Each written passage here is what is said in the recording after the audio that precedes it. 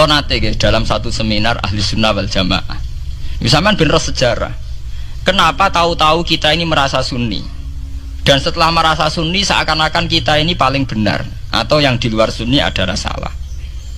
Padahal kita tahu Islam dimulai dari Muhammad. Istilah Islam populer itu mulai Nabi Muhammad.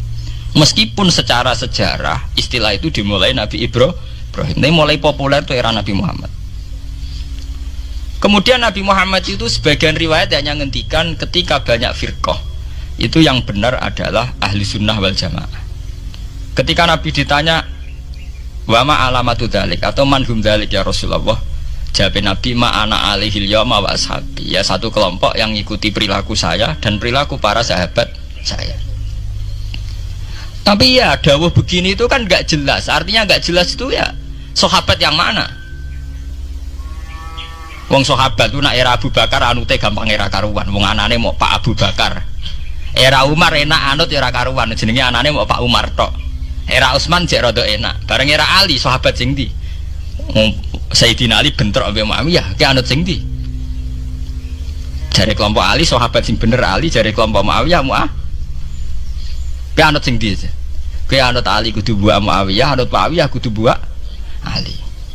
Anut P3 kiai ini iku nak PKNU iku kudu buak salah si sitok. Lane nak kiai PKNU pidato wong kudu anut kiai, sampun mbah anut kiai tapi mboten jenengan tepaan kiai kula P3. Anggo sing P3 yang ngono wong kudu anut kiai pun mbah kula pun anut kiai cuma tepaan kiai kula PKNU. Lah padha era sahabat ki ngoten. Aku wis anut sahabat tepaan sing tak anut Sayyidina Ali. Jare pengikut Muawiyah aku ya anut sahabat cuma sing tak anut Muawiyah. Bar tak niki pun buletan bro.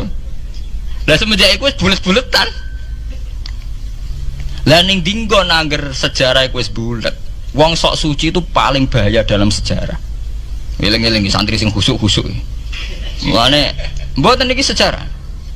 Mulane Kiai Memun, Kiai ngalim rata-rata gedeng santri khusuk dalam hal sejarah. Akhirnya ono kelompok sing sok khusuk, yaiku moh tukaran, ya moh partai, moh kelompok-kelompokan. Ngerasa bener dhewe iku disebut kelompok Khawarij. Wong Khawarij itu darani dosa gedhe murtad saking khusuke. Ora ana dosa cilik, kabeh dosa iku gedhe. Mergo dosa iku bentuk pelanggaran terhadap Allah Subhanahu wa taala. Wis entek khusuk wong Khawarij. Ora ana wong khusuk dalam sejarah kaya wong Khawarij. Tapi saking khusuke duwe akibat Ali ya diarani salah, Muawiyah ya diarani salah.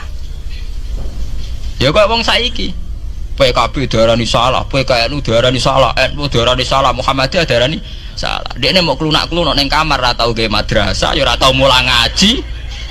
Paham nggih? Ya ora tau dadani umat, mau pertuntang-pertuntung. Iku Khawarij, ngono jenenge apa? Khawarij.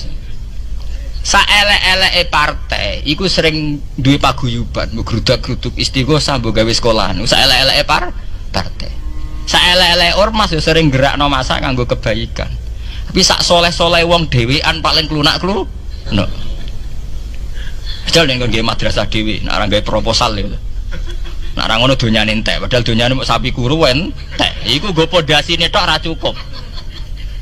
Nggo pondasine tok mboten apa? Cukup. Wis wong soleh paling apik sak donya, mulyane niat gawe masjid lho. Ndadekno pondasine tok tanpa gredok ora ngarah cukup.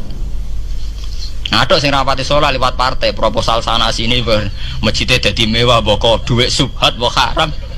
Mbok abang mbok ijo mbok. Akhire wong Khawarij gawe satu kelompok sing ngalalno darahe Ali ya ngalalno darahe Muawiyah. Akhire matek dipateni wong Khawarij. Sampai sekarang para teroris, para pembunuh diri itu rata-rata berangkat dari orang yang sudah anti sama kepartaian, anti sama golongan, merasa suci sendiri, kemudian banyak terjadi bom bunuh diri dan sebagainya. Itu sejarahnya panjang. Memang samu gampang tapi urip ya. Sebab itu semenjak itu sudah ulama-ulama itu tidak seneng sama orang yang merasa sok suci sendiri, benar sih. Loh, saya sering ditanya, Gus, sampean itu kan tidak berpartai. Terus kalau organisasi di Indonesia yang sampean ikuti apa? Tak jawab. Asal NU atau Muhammadiyah itu mayoritas, saya hanya ada di antara dua itu. Asal mayoritas, masih mayoritas. Soal aku tidak pengurus, memang tidak pengurus, tapi saya milih di antara NU atau Muhammadiyah. Asal masih mayoritas. Secara organisasi lah.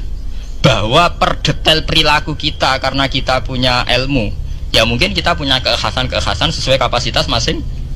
Tapi kita harus milih salah satu NU atau Muhammadiyah. Karena ya Nabi sering pesan bahirul muslimin wa man sadda fin nar alaikum bil jamaah fa inna yadawahi ma'al jamaah wa man sadda fin nar. Kamu harus ikut kelompok mayoritas. Kamu nggak boleh hidup sendiri. Wa man sadda fin nar, yang merasa benar sendiri masuk neraka. Ya karena itu tadi ada madrasah karena dibikin kelompok NU. Nanti ada sekolahan modern yang menjadi izzatil Islam wal muslimin melawan wong Kristen atau wong fasik, ya sekolahane Muhammadiyah. Ngerono madrasah, ono turutan, ono lagar penceng, jasane wong NU. Ono sekolahan sing iso bersaing mbek non muslim wae Muhammadiyah. Ya itu saja kita. Karena kalau tidak direduksi begini, kita akan ikut kelompok-kelompok kecil yang merasa benar sendiri. Misalnya kelompok-kelompok yang kecil-kecil sing aneh-aneh, itu kan mereka lebih orisinil. Tapi orisinil kelompok kecil itu luwih ngeri. Misalnya kayak kemarin ada kelompok An-Nazir. An-Nazir mungkin dia bisa ngepas no dawe Nabi yang sing rambutnya diping nih loh, sing tenggene japos bodone beda mek bodo kita. Saya tuh pernah melihat di Metro, ini cerita intelektual, pernah lihat di Metro wawancaranya ketua jamaah An-Nazir. Itu dalam banyak hal memang mereka ingin memiripkan sama Nabi. Misalnya rambut dipilok, diping. Dalam sejarah sampean takok ahli hadis, memang Nabi Sayyidina Umar Bakar itu rambutnya apa di apa itu disemir. Terus mereka kalau sholat isya itu akhir, katanya Nabi kalau sholat isya sulusul lail dan sebagainya. Tapi apa sisi yang dari itu terus kemudian merasa persis Nabi? Wong Nabi itu macam-macam. Beliau hidup itu berapa tahun? 23 tahun. Semenjak beliau jadi Nabi itu ngalami kenabian pinten 33 tahun. Dan itu punya ikhwal-ikhwal yang rawan ada nasah mansuh. Seperti sekarang di Pondok Indramayu, di mana-mana ada satu kelompok yang anggap kehidupan sekarang itu adalah periode Makkiyah. Periode Makkiyah itu satu periode yang dimana sholat rapati wajib, zina rapati haram, nyabu rapati. Ya ada kelompok-kelompok di kota-kota begitu. Di kota-kota juga banyak orang yang sama orang zina itu biasa, sama orang nyabu biasa. Mereka sendiri tetap mengharamkan zina, tapi nggak perlu dilawan. Sehingga polemik ketika FPI begitu, ada yang mengatakan periode sekarang itu mirip Makkiyah, di mana kemungkaran nggak perlu dilawan, yaitu bil hikmati wal mau'izatil hasanah. Ada orang yang menafsirkan Islam sekarang itu sudah periode Madaniyah, sehingga kemungkaran harus dilawan. Yang kayak FPI itu yang anggap sekarang sudah periode Madaniyah. Lah itu kan artinya begini, semua itu toh mengklaim mirip-mirip niru Kanjeng Nabi. Masalahnya semua itu juga ngeklaim mirip-mirip niru Kanjeng Nabi. Terus kemudian ini cerita Malik ahli sunnah. Kemudian sejarah memanjang. Sausé Ali bin Muawiyah keok, Sayyidina Ali keok di putra Sayyid Husain. Sayyid Husain kon ngakoni pemerintahane Yazid teng Syam. Sayyid Husain boten kersa. Idzan al mautu khairun li. Kalau begitu lebih baik mati. Terus dibantai teng Karbala. Bonus. Ketika dibantai di Karbala malah melahirkan trauma lagi. Wong Islam sing model tipikal Sunni tetap melok Yazid. Tipikal Sunni bukan Sunni, tipikal Sunni. Artinya melok Yazid wes ora usah dituntut dendam, malah ra ono bare. Akhirnya gak dendam. Kelompok Syiah iku apa-apaanan, putune Nabi kapundhut kok dingin-dingin saja. Kudu ono revolusi, akhirnya revolusi. Nglahirno kelompok Syiah kanthi sak mangke. Karena kelompok Syiah itu berangkat dari tragedi Husain, semua penanggalan Syiah mengacu 10 Muharram di tanggal kabudute Sayyid Husain, dan revolusi Syiah selalu mengacu kebangkitan Sayyid Husain.